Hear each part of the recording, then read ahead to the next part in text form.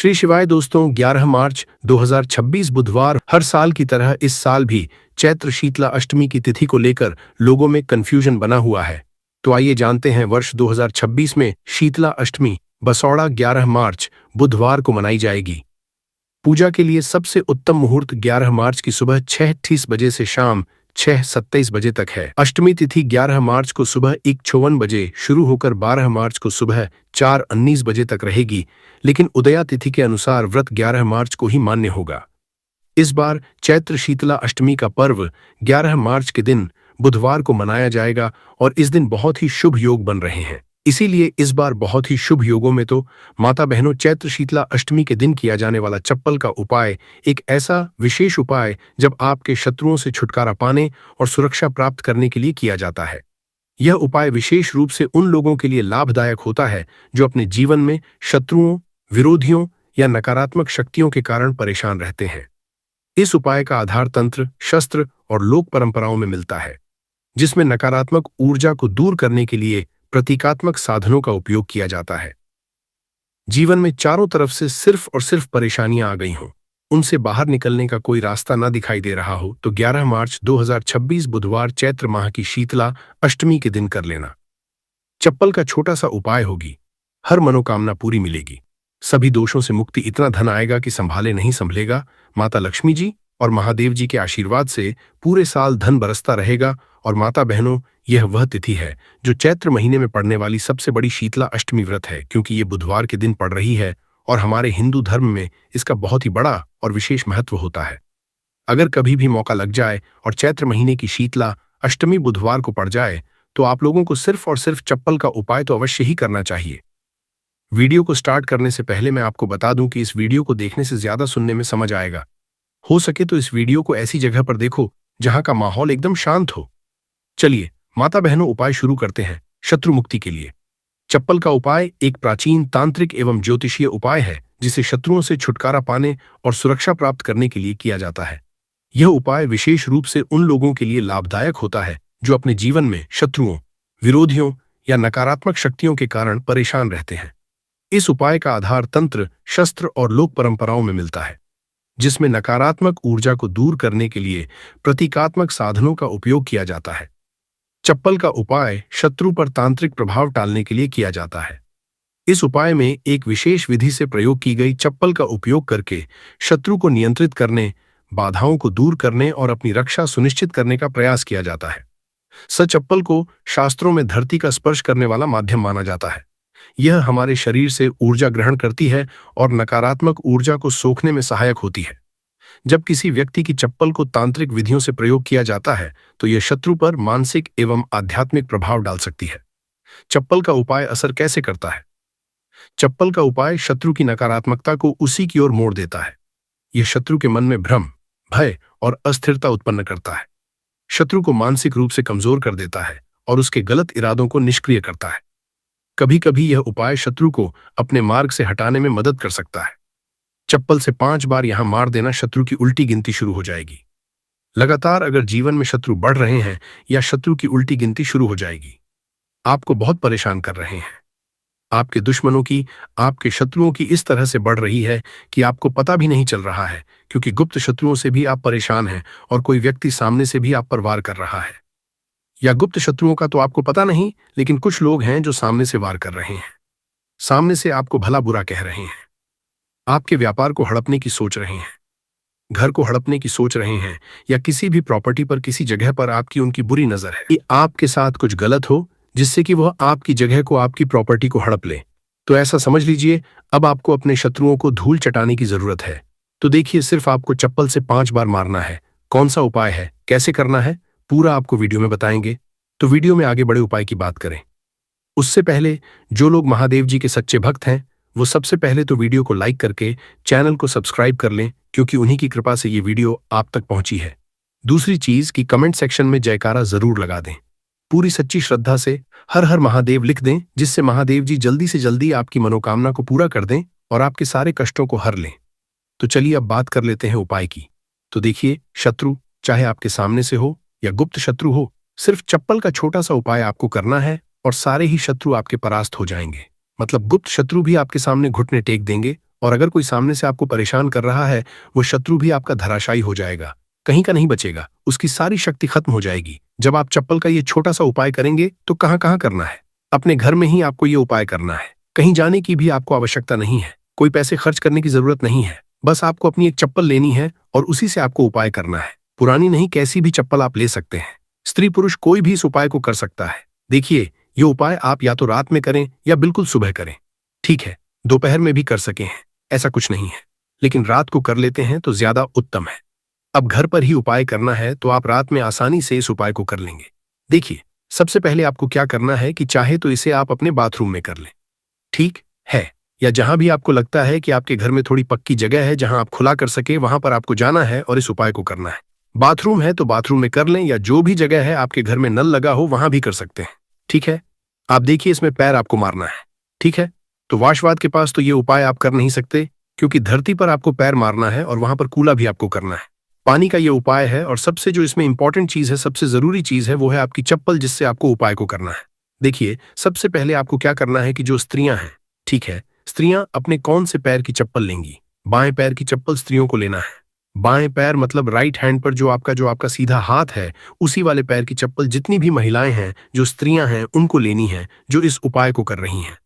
अब जो पुरुष है वो कौन से चप्पल लेंगे? वो अपने दाएं पैर की चप्पल, जूता जो भी आपके पास है वो आप ले लीजिए। ठीक है, दाएं पैर की यानी कि उल्टे पैर की जो चप्पल है या जूता है वो पुरुषों को लेना है, और सीधे पैर की चप्पल या बेली जो भी स्त्रियां पहनती हैं वो उनको लेना है। ठीक है, अब आपको इस चप्पल को लेकर पहुंच जाना है जहां पर आप अपने घर में कुला कर सके। साथ ही साथ एक गिलास में पानी भर लीजिए। ठीक है, एक गिलास में पानी भर लीजिए। पाँव में या जहां भी आप अपने घर में कुला कर सके वहां पर आपको पहुंच जाना है। सबसे पहले आपको क्या करना है? अपने मुंह में पानी भर लेना है। ऐसा नहीं है कि जितना पानी आपने गिलास में लिया है सारा ही आपको भरना है। जितना आपके मुंह में पानी आ जाए उतना पानी आपको भर लेना है। जब मुंह में पानी भरा होगा आपके, और उसी समय आपको अपने शत्रु का नाम सोचना है। मन में बोल तो सत्य नहीं है। मुंह में पानी होगा तो मन में आपको अपने शत्रु का नाम सोचना है। अगर शत्रु का नाम नहीं पता, या पता ही नहीं है कि कौन शत्रु है, कौन आपके साथ बुरा कर रहा है, कराया आपके ऊपर करवा रहा है, आपके काम में बाधा कर रहा है, कौन है जो आपके साथ षड्यंत्र कर रहा है, क्योंकि बहुत बार मित्र भी शत्रु निकलते हैं। 1% भी आपको नहीं पता कि कौन व्यक्ति है। फिर भी आप ऐसा सोचिए कि जो मेरे शत्रु हैं अब वो बच नहीं सकते, कहीं के नहीं रहेंगे, उनकी शक्ति क्षीण हो जाएगी, मतलब सारी ताकत खत्म हो जाएगी, और उनका किया कराया उन्हीं के पास वापस लौट जाएगा। इसी के साथ अगर आपके साथ कुछ भी ऐसा बुरा हो रहा है जिससे आपको हमेशा भय रहता है, जैसे आपका व्यापार नहीं चल रहा है, जो व्यापार बहुत पहले चल रहा था उसमें मंदा आ गया है, या कुछ और आपके साथ बुरा हो रहा है, तो आपको ऐसा सोचना है कि जो भी मेरे साथ ये सारी गलत चीजें कर रहा है, ये सारी चीजें उसी के पास लौट जाइए। मुंह में पानी भरा होना चाहिए, तभी आपको ये सारी चीजें सोचनी है। इसके बाद आपको क्या करना है? जब शत्रु के बारे में आप सब कुछ सोच लाती है, बट एक सार पांच के कहेंगे कि आप शत्रु जीवन से निकल रहे हैं, परास्त हो रहे हैं, अब मेरे शत्रु मेरा कुछ नहीं बिगाड़ सकते, चाहे गुप्त शत्रु हो या सामने से कोई शत्रु हो। उनके बारे में सोचने के बाद आपको क्या करना है? पानी को अपने मुंह में घुमाना है। ठीक है, अंदर ही अंदर घुमाना है मुंह में, और फिर आपको कुल्ला कर देना है। जो मुंह में पानी है सारा बाहर निकाल देना है, कुल्ला आपको कर देना है। अब देखिए, कुल्ला करने के बाद जो भी जूता लिया, चप्पल जो भी आपने लिया, स्त्रियां तो चप्पल फिर यही लेंगे, पुरुष अपना जूता ले सकते हैं, चप्पल ले सकते हैं। अब चप्पल का जो आगे का भाग होता है, जूता लिया या चप्पल ली, उसका जो आगे का भाग होता है, आपको क्या करना है? उस चप्पल को अपने सीधे हाथ में पकड़ना है, या जिस हाथ से भी आप काम करते हैं, क्योंकि कुछ लोग उल्टे हाथ से भी काम करते हैं, उनका उल्टा हाथ चलता है। कुछ आधे से ज्यादा लोग सीधे हाथ से सारे काम करते हैं। लिखना होता है तो सीधे हाथ से लिखते हैं। बस आपको चप्पल को उठाना है, और फिर जहां खुला आपने किया है वहां पर आपको, अगर शत्रु का नाम जानते हैं, तो उस पानी पर चप्पल से शत्रु लिखना है। आपको लिखा हुआ दिखेगा नहीं, क्योंकि चप्पल से आप लिखेंगे, पानी पर लिखेंगे, आपको नहीं दिखेगा, लेकिन आपको ऐसे में सोचकर लिख देना है। शत्रु का नाम नहीं जानते हैं तो शत्रु लिख देना है, जहां आपने कुल्ला किया है वहीं पर। इसके बाद आपको क्या करना है? उस चप्पल को पहन लेना है। कौन से पैर में पहनेंगे? जिस पैर की चप्पल आपने ली है उसी पैर में। जो स्त्रियां हैं उन्होंने कौन से पैर की ली थी? सीधे पैर की, और पुरुषों ने उल्टे पैर की, है ना? तो बस आपने अब जहां खुला किया है, जहां जहां पर नाम लिखा है जमीन पर, वहीं पर आपको 5 बार उस चप्पल से तेजी तेजी से मार देना है। पैर को चप्पल के साथ ही पैर नीचे मारेंगे। ऐसा नहीं कि चप्पल उतार के चप्पल से ही आपको पैर में पहनकर खूब तेजी तेजी से 5 बार वहां पर अपना पैर मार देना है। इस तरह से जैसे कि आप शत्रु की सारी ताकत को, उसकी किए कराए को बिल्कुल से नष्ट कर रहे हैं। इस तरह से आपको चप्पल से 5 बार उस स्थान पर मारना है जहां आपने कुला किया है। इसके बाद आपको क्या करना है? थोड़ी सी राख अगर आपके घर में है तो राख ले लीजिए, वरना थोड़ी सी मिट्टी ले लीजिए। देखिए, मिट्टी शहर में आसानी से नहीं मिलती है, बहुत सारी जगहों पर, लेकिन गमले हर किसी के घर में होते हैं, है ना? पौधे सभी लोग लगाते हैं। एक गमले में से थोड़ी सी मिट्टी आपको निकालनी है। बस वो पौधा ऐसा ना हो जैसे तुलसी जी का पौधा अगर किसी गमले में लगा है तो उसकी मिट्टी आपको नहीं लेनी। तुलसी के गमले की मिट्टी नहीं लेनी। बिल्कुल ध्यान से ये चीज ध्यान के लिए रखनी है। आपको बाकी किसी भी पौधे की मिट्टी आपको निकालनी है। और जहां आपने खुला किया है तो आपने मतलब अपने घर में ही खुला किया है। जहां भी इस उपाय को किया है वहां पर 2-3 चुटकी मिट्टी आपको डाल देनी है। और मिट्टी डालने के बाद आपको 3 कुला किया है, वहां पर पार करके ठान करके 2-3 मग या आधी बाल्टी वहां पर पानी डालकर उस मिट्टी को पूरी तरह से बहा देना है। ठीक है? बस इतना ही आपको करना है और कुछ भी नहीं करना है। ये उपाय आपको ज्यादा बार करने की जरूरत नहीं पड़ेगी। 1 से 2 बार में ही लाभ मिल जाएगा और शत्रु जड़ से बिल्कुल आपके जीवन से दूर हो जाएंगे। तो स्त्री पुरुष कोई भी इस उपाय को कर सकता है। चप्पल सिर्फ आपको 5 बार मारकर इस उपाय करना है। एक चीज ध्यान रखें कि जो चप्पल आप लेंगे वो आपको अपनी ही चप्पल लेनी है। किसी और की चप्पल आप नहीं ले सकते इस उपाय में। ठीक है? रात को कर लें, सुबह कर लें, किसी भी समय आप इस उपाय को कर सकते हैं, किसी भी दिन कर सकते हैं। ठीक है? इसके बाद जो भी आप काम करते हैं वह अपना काम कर सकते हैं। चप्पल के उपाय से, टोटके से आप बड़े बड़े शत्रु को परास्त कर धूल चाटा सकते हैं। आइए जानते हैं चप्पल से जुड़ी कुछ छोटी छोटी मगर बहुत ही चमत्कारिक सरल उपाय जिसे अपनाकर आप अपने शत्रुओं से छुटकारा पा सकते हैं, अपने शत्रु से छुटकारा पा सकते हैं। तो पहला चमत्कारिक सरल उपाय है शत्रु का नाम लेकर चप्पल मारने का उपाय। यह एक प्राचीन और सिद्ध उपाय है। सबसे पहले आप एक पुरानी चप्पल, एक सफेद कागज, कोरा कागज, एक काली स्याही का पेन या मार्कर पेन ले लें। फिर आप उपाय कैसे करेंगे? सबसे पहले एक सफेद कागज लें और उस पर शत्रु का पूरा नाम काली स्याही से लिखें। शत्रु का नाम नहीं पता है, गुप्त शत्रु है जो आपको परेशान कर रहा है, तो आपका कागज पर मात्र शत्रु ही लिखेंगे। फिर आप इस कागज को मोड़कर अपनी पुरानी चप्पल के नीचे लगा और आप रोजाना सुबह और शाम इस चप्पल को पहनकर जमीन पर जोर से 3 बार मारे। ध्यान देना कि चप्पल को मारते समय अपने शत्रु का नाम लेकर कहे कि तेरा नाश हो, तू मेरे मार्ग से हट जा। ऐसा लगातार 7 या 21 दिन तक करें। इसके बाद उपाय पूर्ण होने पर चप्पल को किसी सुनसान जगह या किसी बहते पानी में बहा दें। इस उपाय के प्रभाव से शत्रु की नकारात्मक ऊर्जा नष्ट होती है। शत्रु मानसिक रूप से कमजोर होगा और आपको नुकसान पहुंचाने में असफल रहेगा। दूसरा चमत्कारी सरल उपाय है बुधवार शीतला अष्टमी व्रत के टोटका। सबसे पहले आप एक काले रंग की चप्पल, सरसों का तेल और 7 काले उड़द के दाने ले लें। फिर आप किसी भी चैत्र शीतला अष्टमी की रात को एक काली चप्पल लें। फिर इसमें सरसों का तेल लगाकर 7 काले उड़द के दाने डालें। अब इस चप्पल को किसी सुनसान चौराहे पर जाकर अपने शत्रु का नाम लेते हुए छोड़ दें। छोड़ने के बाद पीठ पीछे मुड़कर न देखें और घर लौट आएं। इस उपाय के प्रभाव की यह उपाय शत्रु को कमजोर करेगा और उसे आपके खिलाफ षड्यंत्र करने से रोकेगा। आपकी रक्षा होगी और शत्रु खुद ही अपने कर्मों का फल भोग देगा। तीसरा चमत्कार एक सरल उपाय है, नींबू और चप्पल का उपाय। सबसे पहले आप एक पुरानी चप्पल, एक नींबू, एक छोटा सा काला धागा ले लें। फिर आप एक नींबू लें और उस पर शत्रु का नाम लिखें। फिर आप इस नींबू को एक पुरानी चप्पल के नीचे दबा दें। फिर आप इस चप्पल को लगातार 7 दिन तक पहनें। फिर आप 8वां दिन इस चप्पल को किसी सुनसान जगह पर फेंक दें।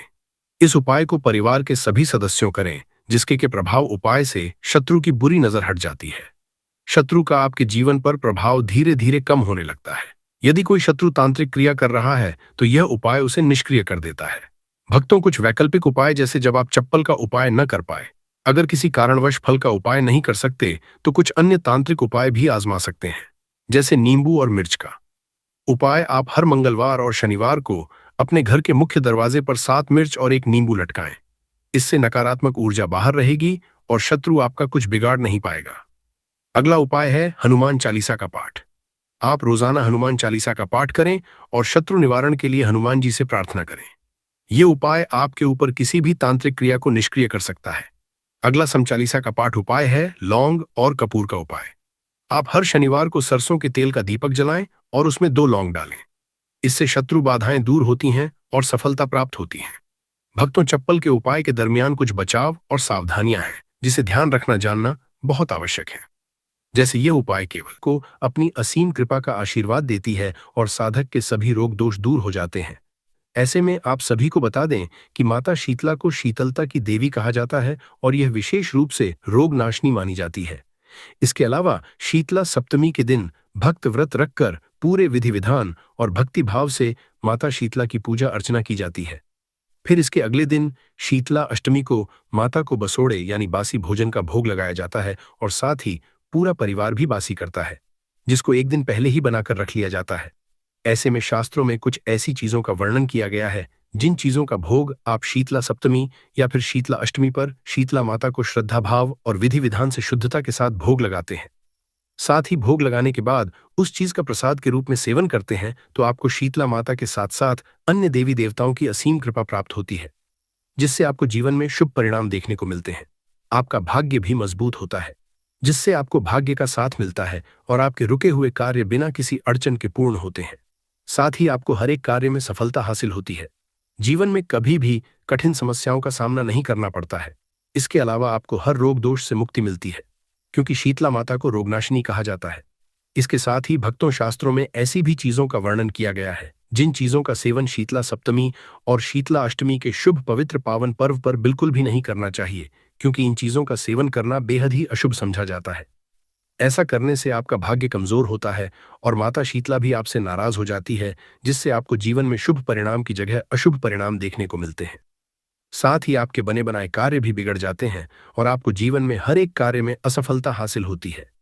इसके अलावा आपके घर में नकारात्मक ऊर्जा का वास हो जाता है, जिससे घर परिवार की सुख शांति और समृद्धि में बाधा उत्पन्न होती है। ऐसे में आज हम जानेंगे कि साल 2026 में शीतला सप्तमी और शीतला अष्टमी कब है, पूजा करने का शुभ मुहूर्त क्या है। इसके अलावा शीतला सप्तमी और अष्टमी पर माता शीतला को किन चीजों का भोग लगाना चाहिए और किन चीजों का सेवन करना चाहिए, और शीतला सप्तमी और अष्टमी पर किन चीजों का सेवन बिल्कुल भी नहीं करना चाहिए। इस वीडियो में आपको शीतला सप्तमी और शीतला अष्टमी के बाद करेगा मिलेगी, इसलिए वीडियो को अंत तक जरूर देखना, क्योंकि अधूरे ज्ञान से जीवन में असफलता ही हासिल होती है। परंतु भक्तों, उससे पहले अगर आप भी चाहते हैं कि शीतलता की देवी शीतला माता जी का आशीर्वाद आप पर और आपके समस्त परिवार पर सदैव बना रहे, तो इस वीडियो को एक लाइक करें और चैनल को सब्सक्राइब कर लें और कमेंट बॉक्स में सच्चे दिल से जय शीतला माता लिखकर अपनी हाजिरी जरूर लगाएं। तो चलिए भक्तों, सबसे पहले जानते हैं कि इस बार 2026 में शीतला सप्तमी और शीतला अष्टमी कब मनाई जाएगी और पूजा करने का शुभ मुहूर्त क्या है। तो भक्तों, आप सभी को बता दें कि इस बार साल 2026 में चैत्र माह के कृष्ण पक्ष की सप्तमी तिथि की शुरुआत 9 मार्च की रात 11:27 से होगी और इसकी समाप्ति 11 मार्च को रात 1:54 तक होगी। तो ऐसे में इसको शीतला सप्तमी 10 मार्च को मनाई जाएगी। इसके अलावा शीतला सप्तमी के पूजा के शुभ मुहूर्त के बारे में बात करें तो शीतला सप्तमी पर पूजा के लिए शुभ समय 10 मार्च को सुबह 6:24 से लेकर शाम 6:33 तक रहेगा। ऐसे में आप इस समय पूजा कर सकते हैं।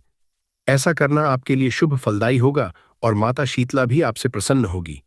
साथ ही शीतला सप्तमी के अगले दिन चैत्र माह के कृष्ण पक्ष की अष्टमी यानी शीतला अष्टमी मनाई जाती है। ऐसे में इस बार साल 2026 में चैत्र माह के कृष्ण पक्ष की अष्टमी तिथि 11 मार्च को रात्रि 1:54 से शुरू होगी और 12 मार्च को सुबह 4:19 पर समाप्त होगी। ऐसे में इस बार शीतला अष्टमी 11 मार्च को मनाई जाएगी, यानी शीतला अष्टमी को बसोड़ा मनाया जाएगा। इस दिन माता को बसोड़ा यानी बासी भोजन का भोग लगाया जाता है और विशेष रूप से पूजा अर्चना की जाती है। तो भक्तों, उम्मीद है कि आप सभी को यह पता चल गया होगा कि इस बार साल 2026 में शीतला सप्तमी और शीतला अष्टमी कब मनाई जाएगी और पूजा करने का शुभ समय क्या है। आइए अब जानते हैं कि शीतला अष्टमी पर माता शीतला को किन चीजों का भोग लगाना चाहिए और किन चीजों का सेवन करना चाहिए। अगर आप भी शीतला अष्टमी पर श्रद्धापूर्वक विधि विधान से शीतला माता को इन चीजों का भोग लगाते हैं और प्रसाद के रूप में इन चीजों का सेवन करते हैं तो आपका बेड़ा पार हो जाएगा। रातों रात आपकी किस्मत बदल जाएगी। सूर्य की तरह आपका भाग्य चमक जाएगा। जीवन में कभी भी किसी भी तरह की समस्या का सामना नहीं करना पड़ेगा। आपके घर में माता लक्ष्मी जी एक होगा, जिससे जीवन में सुख, संपत्ति और धन ऐश्वर्य की प्राप्ति होगी। साथ ही वैवाहिक जीवन में खुशियां आएंगी और रिश्ते पहले से और भी ज्यादा मजबूत होंगे। तो चलिए बिना किसी देरी के जानते हैं कि शीतला अष्टमी पर शीतला माता को किन चीजों का भोग लगाना चाहिए और किन चीजों का सेवन करना चाहिए। नंबर 1, बासी चावल। भक्तों, शीतला सप्तमी और शीतला अष्टमी के दिन माता शीतला को बासी चावल का भोग अर्पित किया जाता है, जिसे पंखा भात भी कहा जाता है। क्योंकि धर्मशास्त्रों में वर्णित है कि माता शीतला को ठंडा भोजन अत्यंत प्रिय है और माता शीतला को शीतलता की देवी कहा जाता है और वे अपने भक्तों को शीतलता और रोग मुक्ति का वरदान देती हैं। ऐसे में चावल को एक दिन पहले पकाकर ठंडा किया जाता है और माता को अर्पित किया जाता है। ऐसे में माता को पत्तू चावलों का भोग लगाने के बाद स्वयं को भी चावलों को प्रसाद के रूप में ग्रहण करना चाहिए, जिससे माता की कृपा प्राप्त होती है और पूजा करने का पूर्ण फल प्राप्त होता है। नंबर 2, पत्तों वाली सब्जियां। प्रिय भक्तों, धनिया और अन्य हरी पत्तेदार सब्जियों का सेवन करना शुभ समझा जाता है।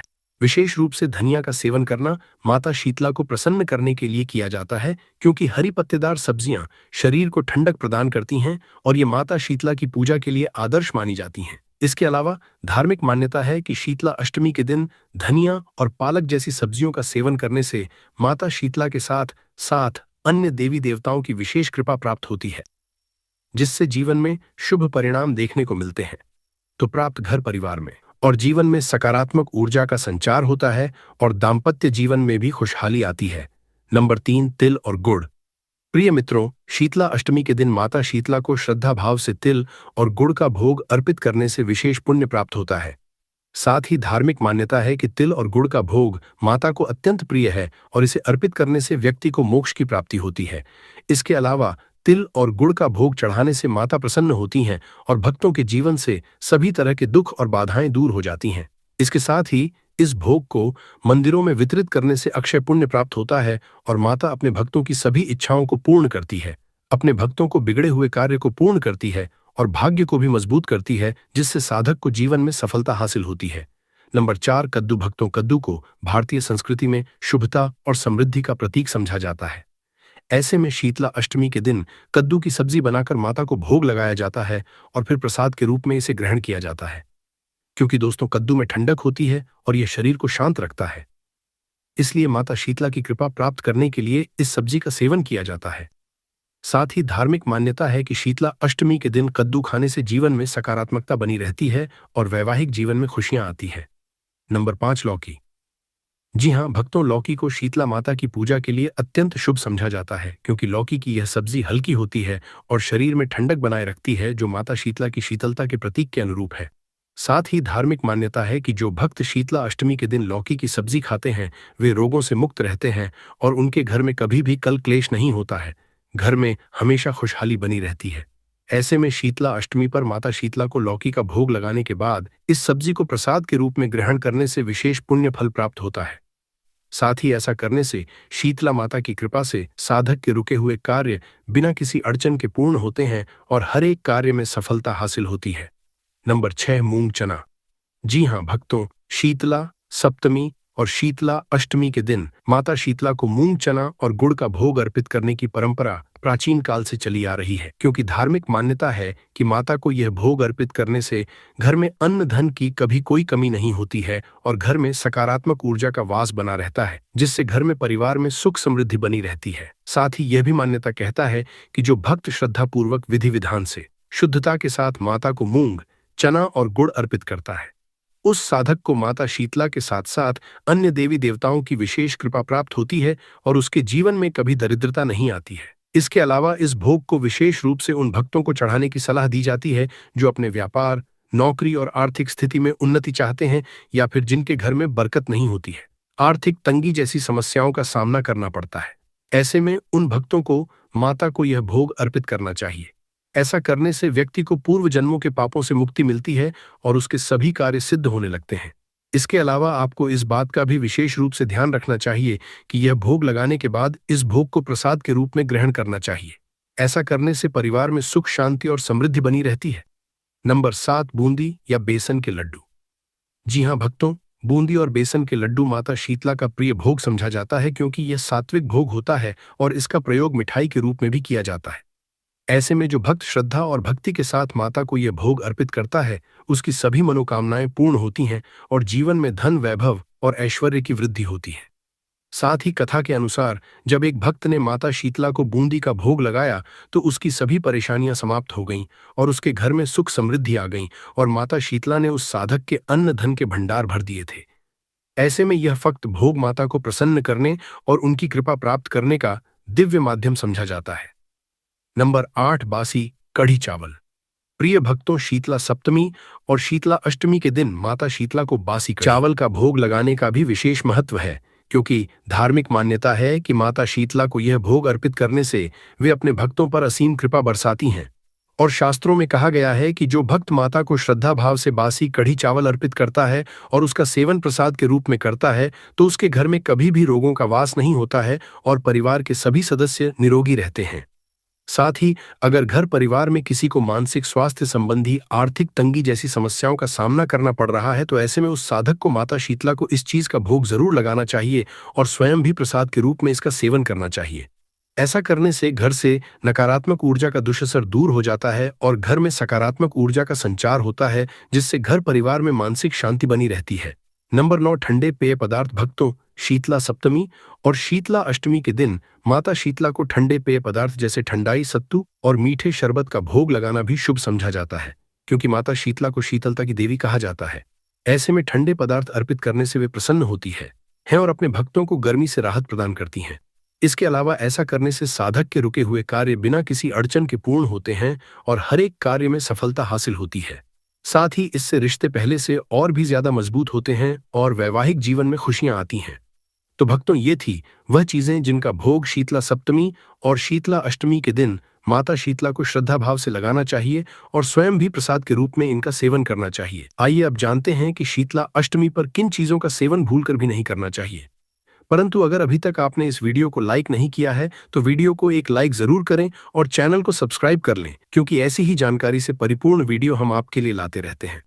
तो चलिए भक्तों, बिना किसी देरी के जानते हैं कि शीतला सप्तमी और शीतला अष्टमी के शुभ पावन पवित्र पर्व पर किन चीजों का सेवन भूलकर भी नहीं करना चाहिए। नंबर 1, मांसाहार और शराब। प्रिय भक्तों, जीवन में कभी भी मांसाहार और शराब का सेवन नहीं करना चाहिए। खासकर शीतला सप्तमी के दिन और शीतला अष्टमी के दिन इसका सेवन गलती से भी नहीं करना चाहिए, क्योंकि ऐसा करना अत्यंत अशुभ समझा जाता है। साथ ही धर्मशास्त्रों के अनुसार शीतला अष्टमी का यह दिन शुद्धता और भक्ति का होता है। इसलिए इस दिन किसी भी तरह के मांस, मछली, अंडे और मदिरा का सेवन नहीं करना चाहिए। यदि कोई व्यक्ति इस दिन मांसाहार का सेवन करता है, तो उसे माता शीतला की कृपा प्राप्त नहीं होती है और माता शीतला नाराज हो जाती है, जिससे उस साधक को जीवन में कठिन समस्याओं का सामना करना पड़ सकता है और जीवन दुर्भाग्य में बदल सकता है। साथ ही रिश्ते भी बिगड़ सकते हैं। ऐसे में आपको गलती से भी शीतला अष्टमी के दिन मांसाहार और शराब का सेवन नहीं करना चाहिए। नंबर 2, बैंगन। भक्तों, शास्त्रों में बैंगन को अशुभ समझा जाता है और साथ ही शीतला सप्तमी और शीतला अष्टमी के शुभ दिन पर बैंगन का सेवन करना वर्जित होता है। कहा जाता है कि बैंगन को राहु से संबंधित समझा जाता है और यह ग्रह दोषों को बढ़ा सकता है, जिससे कुंडली में ग्रहों की स्थिति बिगड़ने से जीवन में शुभ परिणाम की जगह अशुभ परिणाम देखने को मिलते हैं और बने बनाए कार्य भी बिगड़ जाते हैं।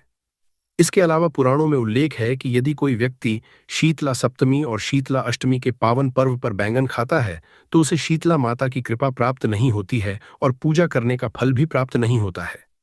साथ ही जीवन में अशांति बनी रहती है और भाग्य भी कमजोर होता है, जिससे जीवन में कठिन समस्याओं का सामना करना पड़ सकता है। इसके अलावा यह भी कहा जाता है, शीतला सप्तमी और शीतला अष्टमी के दिन ब्रह्मचर्य का पालन करना चाहिए और बैंगन काम प्रवृत्ति को बढ़ाता है। ऐसे में आपको इस बात का विशेष रूप से ध्यान रखना चाहिए। नंबर 3, करेला। प्रिय भक्तों, शीतला सप्तमी और अष्टमी के दिन करेले और परवल जैसी सब्जियां खाना भी वर्जित समझा जाता है, क्योंकि आप सभी लोग जानते होंगे कि करेला कड़वा होता है और इसका सेवन व्यक्ति के जीवन में कटुता और नकारात्मकता ला सकता है। अगर जवा करवाता का करेला, अगर तान करवाता, अगर जवा करवाता नकारात्मकता ला सकता है। आप गलती से भी शीतला सप्तमी और शीतला अष्टमी के दिन करेले का सेवन करते हैं, तो आपके रिश्तों में कड़वाहट उत्पन्न हो सकती है और रिश्ते बिगड़ सकते हैं। इसके अलावा परवल को गर्म तासीर वाली सब्जी समझा जाता है, जो माता की शीतलता के नियमों के विपरीत होती है। साथ ही पुराणों में कहा गया है कि इस दिन जो भक्त परवल का सेवन करता है, तो उसके जीवन में और घर परिवार में नकारात्मक ऊर्जा का वास हो सकता है। वही उस साधक की आर्थिक स्थिति कमजोर हो सकती है, जिससे उसको जीवन में आर्थिक तंगी जैसी समस्याओं का सामना करना पड़ सकता है। नंबर 4, भिंडी। जी हाँ भक्तों, शीतला सप्तमी और शीतला अष्टमी के दिन भिंडी भी नहीं खानी चाहिए, क्योंकि इसे अशुभ समझा जाता है। साथ ही धार्मिक मान्यता है कि भिंडी चिपचिपी होती है और इसे खाने से शरीर में आलस्य और नकारात्मकता बढ़ सकती है। इसके अलावा यह माता की शीतलता के नियमों के विपरीत मानी जाती है। ऐसे में मान्यता है कि जो व्यक्ति शीतला अष्टमी के दिन भिंडी का सेवन करता है उसकी पूजा अधूरी मानी जाती है और वह माता शीतला की कृपा से वंचित रह सकता है, जिससे उसको जीवन में अशुभ परिणाम देखने को मिलेंगे। साथ ही बने बनाए कार्य भी बिगड़ जाए तो उसके जीवन में और घर परिवार में नकारात्मक ऊर्जा का वास हो सकता है। वही उस साधक की आर्थिक स्थिति कमजोर हो सकती है, जिससे उसको जीवन में आर्थिक तंगी जैसी समस्याओं का सामना करना पड़ सकता है। नंबर 4, भिंडी। जी हाँ, भक्तों, शीतला सप्तमी और शीतला अष्टमी के दिन भिंडी भी नहीं खानी चाहिए, क्योंकि इसे अशुभ समझा जाता है। साथ ही धार्मिक मान्यता है कि भिंडी चिपचिपी होती है और इसे खाने से शरीर में आलस्य और नकारात्मकता बढ़ सकती है। इसके अलावा यह माता की शीतलता के नियमों के विपरीत मानी जाती है। ऐसे में मान्यता है कि जो व्यक्ति शीतला अष्टमी के दिन भिंडी का सेवन करता है उसकी पूजा अधूरी मानी जाती है और वो माता शीतला की कृपा से वंचित रह सकता है, जिससे उसको जीवन में अशुभ परिणाम देखने को मिलेंगे। साथ ही बने बनाए कार्य अभी बिगड़ करते हैं। ज्योतिष शास्त्र और पंचांग के आधार पर आपको बताते हैं कौन सी तिथि कब है, व्रत आदि कब करना है, क्या विधि है, क्या नियम है और क्या गलती नहीं करनी है। यदि आप सभी व्रत और त्योहारों की सही शास्त्रीय जानकारी पाते रहना चाहते हैं तो कृपया चैनल को सब्सक्राइब कीजिए और बेल आइकन को प्रेस कीजिए। जब आप सब्सक्राइब का बटन दबाएंगे तो वहां एक घंटी का निशान बना हुआ आएगा, उसको जरूर दबाइएगा, तभी आपको हमारे सारे वीडियो प्राप्त होंगे, अन्यथा जानकारी छूट जाएगी। प्रिय दर्शकों, आइए अब जानकारी आरंभ करते हैं और बात करते हैं विशेष रूप से शीतला पूजन की। बांसोड़े की। प्रिय दर्शकों, शीतला का पूजन किया जाता है, इसको बसोड़ा कहा जाता है। कुछ लोग इसे बसोड़ा कहते हैं, बसोड़ा कहते हैं, बसेरा कहते हैं। भिन्न भिन्न प्रांतों में थोड़ी थोड़ी बदलाव आ जाते हैं। कुछ लोग शीतला सप्तमी कहते हैं, कुछ लोग शीतला अष्टमी कहते हैं। कुल मिला के ये है कि इस दिन शीतला माता की पूजा की जाती है। इसके 3 पूजा की जाती है। दिन तो निर्धारित है 3 दिन। कौन कौन से पहला दिन होता है कि कुछ लोग वार के अनुसार करते हैं तो वो होली के बाद के पहले सोमवार को शीतला पूजन कर लेते हैं, बसोड़ा बना लेते हैं। कुछ प्रांतों में शीतला सप्तमी की जाती है, जैसे दुर्गाष्टमी और दुर्गा नवमी अलग अलग होती है ना, उसी तरह से कुछ लोग शीतला सप्तमी करते हैं, अर्थात होली के बाद की जो पहली सप्तमी आती है उस दिन शीतला माता का पूजन करते हैं। और कुछ लोग करते हैं शीतला अष्टमी, अर्थात होली के बाद की पहली जो अष्टमी आती है उस पर शीतला माता का पूजन करते हैं। अब कुछ लोग ऐसे भी होंगे जिन्होंने कभी शीतला पूजन किया नहीं, परंतु वो इन वीडियो को देखने के बाद सोचते हैं कि हमें भी करना चाहिए। तो वो लोगों के मन में होगा कि भाई हमें तो कभी पता ही नहीं, हमारे यहां तो हुआ नहीं कभी, तो हमें कब करना चाहिए ये भी मैं आपको बताऊंगा। सप्तमी कब है, अष्टमी कब है और पहले सोमवार का बसोड़ा कब होगा ये भी मैं आपको बताऊंगा। पहले समझना आवश्यक है कि शीतला माता की पूजा की क्यों जाती है, क्यों करनी चाहिए शीतला माता की पूजा। 4 माता की पूजा की पूजा। पुराण बताते हैं कि शीतला माता की पूजा करने से आपके परिवार के रोगों से रक्षा होती है। खसरा, चेचक आदि जितने भी रोग हैं, संक्रामक बीमारियां हैं जो एक से दूसरे को, दूसरे से तीसरे को फैलती हैं, इन सभी से रक्षा होती है जब आप शीतला माता का पूजन करते हैं। शीतला माता आरोग्य प्रदान करती है, आरोग्य प्रदान करने वाली है। इससे आपका परिवार निरोगी रहता है, स्वस्थ रहता है, इसीलिए शीतला पूजन करना चाहिए। वैज्ञानिक दृष्टिकोण की अगर हम बात करें तो इसमें एक वैज्ञानिक दृष्टिकोण भी आता है। वैज्ञानिक दृष्टिकोण ये आता है प्रिय दर्शकों कि शीतला माता का जब पूजन किया जाता है ना, वह दिन या वह समय ऐसा होता है जब शीत ऋतु पूर्ण रूप से विदा हो चुकी होती है, बसंत विदा होने को होती है और कृष्णहत आने वाली होती है। अब आप एक बात बताइए, शीतला जो आप पूजन करते हैं उस दिन क्या खाते हैं? बासा खाना, रात्रि का बना भोजन और प्रातः काल और पूरा दिन उसको खाया जाता है। तो यह प्राचीन समय में समाज के लिए एक संदेश था कि भाई बसोड़ा बुझ गया। इसका अभिप्राय यह है कि अब तूने परिवर्तन कर लिया है और अब आज से बासा भूसा खाना बंद करें, अन्यथा बीमारियां बढ़ेंगी, रोग बढ़ेंगी। पर बीमारी और रोग ना बढ़े इसके लिए मां शीतला की पूजा की जाती थी, क्योंकि जैसे ही ये आता है ना मौसम का, वैसे ही रोग संक्रामक बीमारियां बढ़ जाती हैं। और इसी दृष्टिकोण के अनुसार यह शीतला पूजन सदा किया जाता रहा है, तो इसलिए आवश्यक है शीतला पूजन। अब प्रश्न उठता है कि आपको शीतला पूजन के लिए क्या बनाना चाहिए और क्या क्या शीतला पूजन के लिए ले जाना चाहिए। प्रिय दर्शकों, शीतला पूजन जो है ना वह प्रातःकाल किया जाता है, तो एक रात्रि पूर्व ही इसका सारा भोजन बनाकर रख लिया जाता है। प्राचीन परंपरा तो ऐसी थी कि कल का पूरा दिन का जो खाना है ना वो आज की रात्रि को ही बना के रख दिया जाता था और वही शीतला माता का पूजन करने के बाद पूरा दिन खाया जाता था, वही भाषा खाना जो आज की रात में बना है। अब समय बदल गया है। आजकल नई पीढ़ी के नौजवान नहीं खाते हैं, छोटे बच्चे भी नहीं खाते हैं। तो ऐसी अवस्था में हमारी बहुत सी माताएं प्रश्न करती हैं कि क्या करें। पंडित जी, पिछले साल भी बहुत सारे आपके प्रश्न आए थे, क्योंकि पिछले साल हमारा ये वीडियो करीब 1 मिलियन के आसपास चला था और 2024 में भी हमारा बासुड़ से संबंधित जो वीडियो है वो कई लाख व्यूज है। समर्थक की पर प्रश्न आसपास चला था, उस पर भी आए थे। तो देखिए, ऐसी अवस्था में आप अधिक कुछ कर नहीं सकते।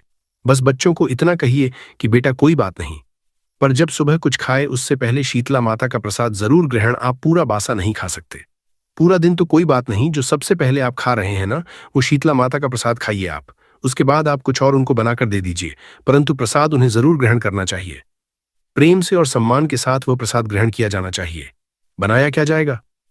देखिए, बनाने में प्रमुख रूप से गुलगुले मीठे कहते हैं, कुछ लोग पूरे कहते हैं। पूरे का भोग लगता है शीतला माता को, और दही भी साथ में होते हैं। मीठे चावल साथ में बनाए जाते हैं, तो मीठे चावल दही ये तो आवश्यक है ही। इसके अतिरिक्त कुछ लोग पुए बनाते हैं, पोड़े बनाते हैं, मीठी पू भी बनाते हैं, और दिन में खाने के लिए नमकीन पू बना लेते हैं। 1 या 2 सब्जी बना लेते हैं, जैसी उनकी आवश्यकता होती है। उनके घरों में उसके अनुसार पर जो भी बनेगा वो सात्विक बनेगा। लहसुन, प्याज आदि नहीं डलेगा। सब में सात्विक भोजन बनाइए। माता को जो भोग लगना है उसमें मैंने आपको बताया प्रमुख रूप से मीठे चावल और दही आवश्यक है। तो दही जमा लीजिएगा। घर में तो मीठे चावल जरूर बनाइएगा। पुए भी आप बना सकते हैं। ये सारी सामग्री है, अर्थात ये सारा भोजन है जो आपने बनाना है। कितना बनाना है ये आपके अनुसार है कि भाई आपके घर में पूरा दिन के लिए बनाना है। पूरे दिन वाले खाएंगे कि नहीं, घर वाले उसके अनुसार आप बना लीजिएगा। अन्यथा भोग के लिए थोड़ा सा भी बना सकते हैं, जैसे कि आप भोग लगा दें और उसके बाद उसी में से थोड़ा थोड़ा प्रसाद के रूप में परिवार के लोगों को वितरित कर दें। यह बनाना है एक रात्रि पूर्व, अर्थात कल आपने सुबह पूजन करना है तो आज रात्रि को आप ये सब बनाकर रखेंगे। अभी आपने रात्रि को बनाकर रख दिया। अब प्रश्न उठता है कि अगले दिन सुबह पूजा के लिए जो थाली आप ले जाएंगे शीतला माता को, उस पूजा की थाली में क्या क्या होना चाहिए, क्या क्या आपको ले जाना है। पूजा की थाली में सबसे महत्वपूर्ण जो जानकारी मैं बताऊं आपको, तो थोड़े से मीठे चावल और दही आपने जरूर रखना है। इसका माता को भोग लगाया जाएगा। माता को तिलक करने के लिए हल्दी रख 1 लोटा रखना है जल का, उसमें थोड़ा सा लूनी घी। तो पहले तो लूनी घी होता था, वो डाल लेते थे। अगर आपके पास लूनी घी नहीं है तो मक्खन या मलाई आदि कुछ उस पर लगा लीजिएगा, रख लीजिएगा। 1 ढाल कटार और बकुले की जो माला आती है ना, जिसे कुछ लोग लुकड़े भी कहते हैं, लुकड़ी भी कहते हैं, गोबर की जो बनी होती है उसकी एक माला भी रखी जाती है। क्योंकि जब होलिका की पूजा करने आप जाते हैं ना तो 3 मालाएं हमने बताई है होलिका के पूजन के दिन आपको रखनी है। मालाएं उस दिन प्रयोग में आ जाएगी। वैसे तो 5 मालाओं का विधान होता था।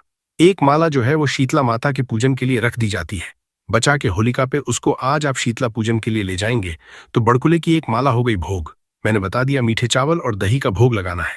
1 लोटे में जल और तिलक करने के लिए हल्दी रख लीजिएगा। कुछ लोग ठंडा दिया भी ले जाते हैं, अर्थात दीपक ले जाते हैं और उसको जलाते नहीं है। इसके अतिरिक्त बाजरा रख लीजिएगा, जो बोया जाता है वहां पर थोड़ा सा बाजरा रख लीजिएगा। और दक्षिणा जो भी आप अर्पित करना चाहे ना, वो दक्षिणा ले जाइएगा माता के लिए। और ध्यान से 1 सिक्का जरूर ले जाना है। वो खजाना बोने की एक विधि बताएंगे हम आपको, जिसमें खजाना बोया जाता है वहां इसका प्रयोग होगा। ये खजाना आपकी संतानों को प्राप्त होता है। ये बताऊंगा आगे मैं कि कैसे खजाना बोना है। तो ये सभी सामग्री है जो आपने ले जानी है। इसको या तो आप कहीं नोट करके रख लीजिए या आप वीडियो को सेव कर लीजिए, क्योंकि बांसुड़े में अभी 2 दिन समय है। कहीं ऐसा ना हो कि आप भूल जाए, पर इसको कहीं ना कहीं आप नोट जरूर रख लीजिएगा। आटे की 5 या 7 लोई बना के भी ले जाई जाती है। अब ये अलग अलग प्रांतों में अलग अलग नियम है। कुछ प्रांतों में 5 लोई ले जाते हैं, कुछ प्रांतों में 7 लोई ले जाते हैं। और जो लोई बनाएंगे ना आप, उस आटे में नमक नहीं डालना है। ये फीके आटे की लोई बनानी है आप। तो इस तरह से आपने ये सारी सामग्री जो है थाली में सजा लेनी है। और सजा के यही सामग्री आपने अगले दिन, जिस दिन आपने शीतला पूजन करना है, उस दिन प्रातःकाल ले जानी। इसको ढक के ले जाने का विधान है। जो पुतला होता है ना बच्चे का, आपके यहाँ जो बच्चा हुआ होगा उसका पुतला ढक के ले जाया जाता था पहले तो, या अपन ने कोई कपड़ा भी ढक के लेकर जा सकते हैं। अब यहाँ पर प्रश्न उठता है कि पंडित जी कैसे जाना चाहिए, नहा के कि बिना नहाए। देखिए, मैं आपको यही कहूंगा कि नहा धो के जाना चाहिए। भगवान का पूजन, माता का पूजन, देवी का पूजन सदा नहा धो के ही होना चाहिए। प्राचीन समय में महिलाएं बिना नहाए चली जाती थीं। उस समय कुछ व्यवस्था ऐसी रही होगी, परंतु शास्त्रों में कहीं ऐसा नहीं है कि आपको बिना नहाए ही जाना है। शीतला पूजन के लिए आपको धो के जाना चाहिए। शुद्धि, सफाई, पवित्रता ये सदा हमारे सनातन में जो भी पूजा होगी उसमें आवश्यक नियम है। तो आप नहा धो के ही आराम से जाइएगा। ऐसा नहीं कुछ लोग करते हैं कि बिना नहाए ही सुबह सुबह उठते हैं और चले जाते हैं, पर ऐसा करना नहीं चाहिए। तो इस तरह से स्नान आदि करके थाली सजा के स्वच्छ वस्त्र धारण करके उसके ऊपर पीलिया ओढ़ लीजिएगा। विशेष रूप से जो पीलिया की प्रथा है ना, यह आपके राजस्थान में, हमारे और हरियाणा की बात करें, मध्य प्रदेश के कुछ क्षेत्रों में, यूपी के कुछ क्षेत्रों में प्रचलित है। पीलिया ओढ़ के जाया जाता है। तो जो भी कपड़े पहने उसके ऊपर आप पीलिया ओढ़ लीजिएगा, थाली हाथ में लीजिएगा और उसके बाद आप पूजा के लिए जाइएगा। अब जिनके यहाँ पीलिया नहीं पहना जाता या जिनको नहीं पता है, तो उनके लिए आवश्यक नहीं है कि पीलिया ओढ़ के ही जाया जाए।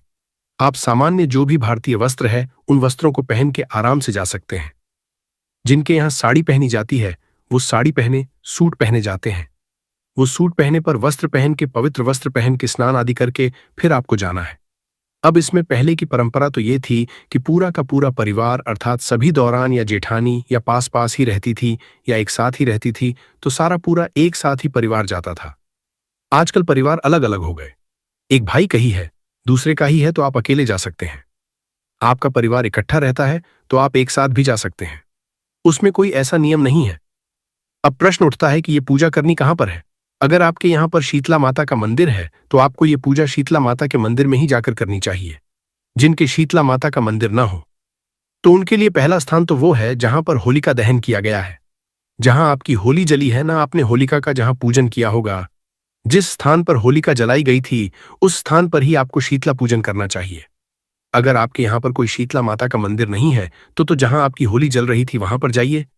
सुबह सुबह पहले जल के छींटे दीजिए वहां पे, फिर एक पत्थर रखिए, शीतला माता के रूप में उसका स्वरूप मानिए, माता का उसको स्नान आदि कराइए, तिलक कीजिए उसको, जो हमने आपको बताया था हल्दी से तिलक कीजिए।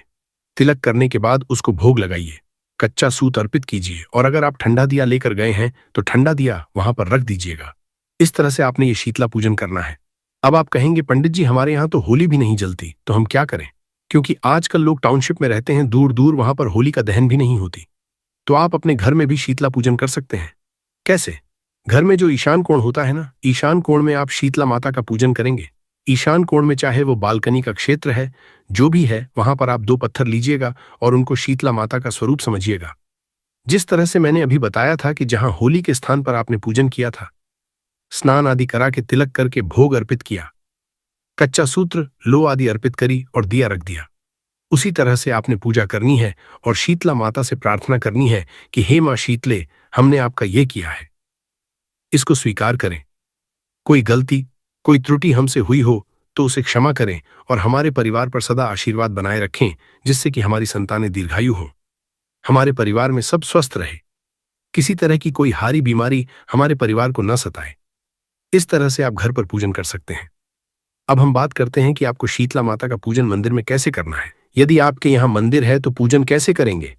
मंदिर के द्वार पर दोनों तरफ थोड़ा थोड़ा जल गिराइए, मंदिर में प्रवेश कीजिए। उसके बाद शीतला माता को सबसे पहले स्नान कराएंगे। जैसे हमने बाकी स्थान पर शीतला माता के स्वरूप को स्नान कराया था, वैसे शीतला माता को स्वरूप को स्नान कराया था, वैसे ही जो लूनी घी युक्त हमारा लोटे में जल है उसे शीतला माता को स्नान कराइए। स्नान कराने के बाद आप शीतला माता को तिलक करेंगे। तिलक किससे करेंगे?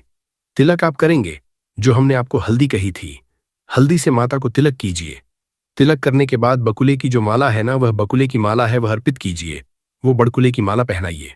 वस्त्र के रूप में अगर आप कच्चा सूत लाए हैं तो कच्चा सूत अर्पित कीजिए। कच्चा सूत नहीं है तो आप मौली का एक टुकड़ा तोड़िए और वो माता को अर्पित कर दीजिए।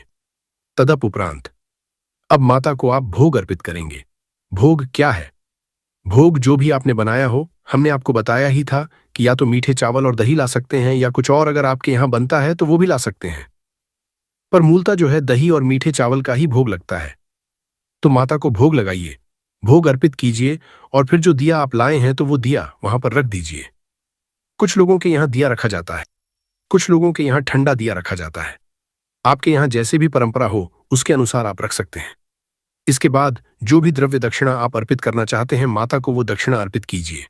हाथ जोड़ के नमस्कार कीजिए, माता से प्रार्थना कीजिए कि हे मातेश्वरी, हमने ये पूजन किया है आज शीतला माता का,